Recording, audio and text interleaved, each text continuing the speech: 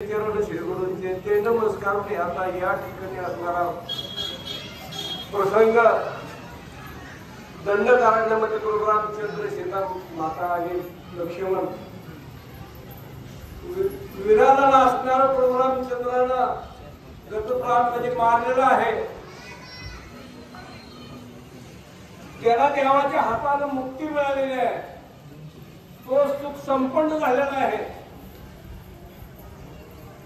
त्याला दुःख नसून त्याला सुख झालेलं आहे त्या राक्षसाला विराधाला। आणि पुढे आता काय ते सांगू लागलं, जो काकरी शुद्ध मित्र त्यासी म्हणती तो मित्र लक्ष्मण सुमित्र साचार निशाचर मी स्तुती केलो। मग त्या ठिकाणी असणारा स्तवन ते विराध असणारा राक्षस करू लागलाय की हे सुमित्र जे आहे, ज्या दुःखाचं सर्व सार असणारा हे सुमित्र आहे आणि त्याच्यामुळे असणारा हा विराध असणारा राक्षस सुख संपन्न झालेला आहे। म्हणतात मी राक्षसाची पवित्र श्रीराम बाणे केलो पवित्र मद वंदिती पूर्ण सुखी साचार केलो बाणे। एका बाणाने सुखी झाला, त्याला मुक्ती उद्धार झालेला आहे।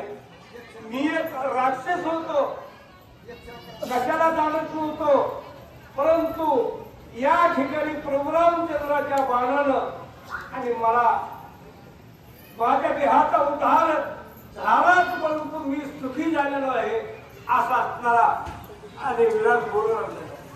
बाणी कैसा सुख संभ्रम बाणी सुख रूप श्रीराम बाणी समाय श्रीराम सुख संभ्रम केले मद।